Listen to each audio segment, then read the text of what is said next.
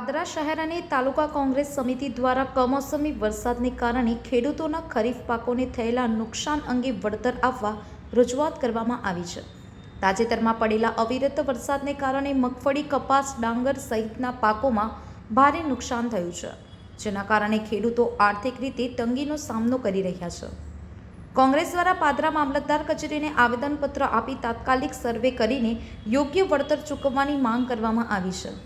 ઉપરાંત ખેડૂતોના પાક ધિરાણ માફ કરવાની પણ માંગણી કરવામાં આવી છે। આ રજૂઆત દરમિયાન કોંગ્રેસના ધારાધોરણો અને કાર્યકરો મોટી સંખ્યામાં હાજર રહ્યા હતા। છેલ્લા 6-7 દિવસથી સિઝન વગરનો વરસાદ સતત વરસી રહ્યો છે। કમોસમી વરસાદના કારણે ખેડૂતોના હાથમાં આવેલો કોડિયો છીનવાઈ જવા પામ્યો છે।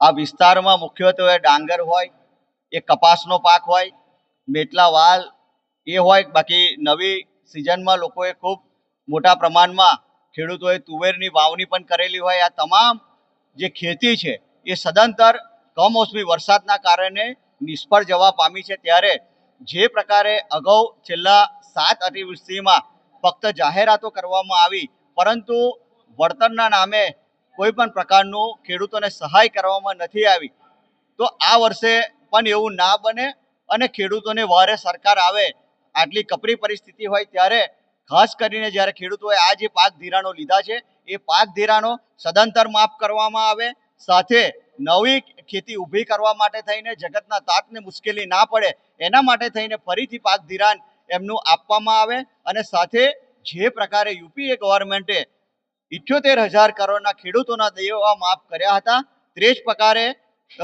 આ સરકાર પણ ગુજરાતના આ તાત ઉપર, આ જગતના તાત પર આવેલી આફતમાં ખેડૂતોના સંપૂર્ણ દેવા માફ કરે એવી અમારી સરકારશ્રી પાસે આજે માગણી કરી છે। સાથે જે પ્રકારે ઉદ્યોગપતિઓના ટેક્સીસ મોટા માફ કરવામાં આવે છે, તો ખેડૂતોનું પણ ની સામે સરકાર જુએ એ માટેની રજૂઆત આજે અમે આવેદનપત્રના ભાગરૂપે અહીંયા આપવામાં આવ્યા છે।